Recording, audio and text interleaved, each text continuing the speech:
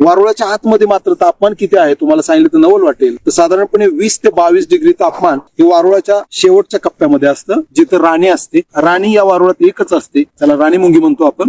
खास करून हे तापमान नियंत्रित करण्यासाठी पहाटेची हवा या वारुळामध्ये भरली जाते आणि दिवसभर ती हवा जशी तापेल थोडी थोडी तशी या चेंबर मधून वर येते. नमस्कार मित्रांनो, आज आपण वारुळाविषयी जाणून घेऊया. खरं तर वारुळ साप समीकरण लहानपणापासून माहिती आहे आपल्याला. आयत्या बिळात नागोबा, मात्र कुठलाही साप वारुळ बांधू शकत नाही. ह्या फक्त मुंग्या आणि वाळवीच बांधतात. कीटकांच्या जगात मुंग्या आणि वाळवी फक्त हे वारुळ बांधू शकतात. वारुळ हे बांधताना जमिनीची खालची मातीच घेतली जात, कोणी माती आणली जात नाही. वारुळाची उंची 5 फूट तर जमिनीत 5 फूट खोल असते, लक्षात ठेवा. हे वारुळ बांधत असताना प्रत्येक मुंगी आपल्या तोंडात फॉर्मिक ऍसिड असतं, त्याचा वापर करत करत हे सगळं वारुळ पूर्ण होत होत होत हे वाढत राहतं. पण आपण असा विचार करा की आपण घरी बसलोय, फॅन लावला, आपल्याला उकाडा आपण कमी करू शकतो. इथं मात्र 46 डिग्री तापमान आहे. वारुळाच्या आतमध्ये मात्र तापमान किती आहे तुम्हाला सांगितलं तर नवल वाटेल. तर साधारणपणे 20 ते 22 डिग्री तापमान हे वारुळाच्या शेवटच्या कप्प्यामध्ये असतं, जिथं राणी असते. राणी या वारुळात एकच असते, त्याला राणी मुंगी म्हणतो आपण.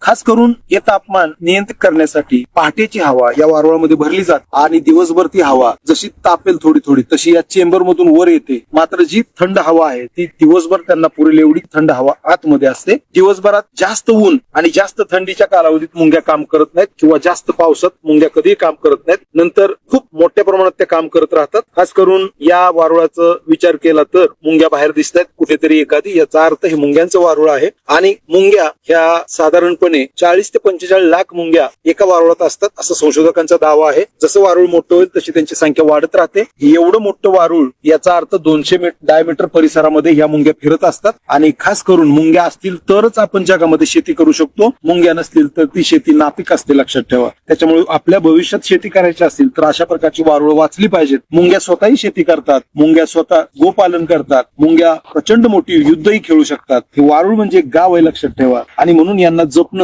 हे नितांत गरजेचं आहे. नागपंचमी सारखा सण साजरा करतो त्यावेळेला आपण लाह्या बतासं यांच्या समोर ठेवतो, कारण हे मुंग्यांचं खाद्य असतं. मुंग्या शाकाहारी आहेत, साप मांसाहारी आहेत. मात्र जुन्या लोकांना ही सगळी माहिती होती आणि म्हणून त्यांनी नाग आणि वारुळ यांचं संरक्षण करण्यासाठी असे अनेक सण आपल्या भारतभर साजरे केले जातात. खास करून ही वारुळ भारतात मोठ्या प्रमाणात पाहायला मिळतात आणि अशी वारुळ वाचवणं काळाची गरज आहे. वाळवी जिवंत झाडाला कधीही त्रास देत नाही. जंगलामध्ये एखादं झाड आजारी पडल्यानंतरच ती वाळवी लागते. जंगलाचे डॉक्टर म्हणून मुंगी आणि वाळवी अत्यंत प्रसिद्ध डॉक्टर कोण असतील तर मुंगी आणि वाळवी आहेत जंगलाचे. त्याच्यामुळे आपल्याला हे सगळं वाचवायचंय, जैविकता वाचवायची. एवढ्या उन्हात सुद्धा कोण आहे त्याचा विचार करा. केवढं मोठं मॅनेजमेंट इथं आहे. अमेरिकन अनेक संशोधक याच्यावरती काम करतात, भारतातले संशोधक काम करतायत. मात्र काळानुसार आता आपल्याही नवीन पिढीला मुंग्यांपासून ते हत्तींपर्यंत सगळ्या बाबतीत संशोधन नव्याने सुरू करणं नितांत गरजेचं आहे. यांच्याविषयी आदर प्रेम आपल्या मनामध्ये असला पाहिजे. संशोधन म्हणजे फक्त शोध कार्य नव्हे तर ते वाचवणं सुद्धा नितांत गरजेचं आहे. मुंग्यांची, वाळवींची वारुळ काळानुसार वाचली पाहिजेत तरच आपण वाचणार आहोत आणि म्हणून ही वारुळ वाचवायची. थँक्यू.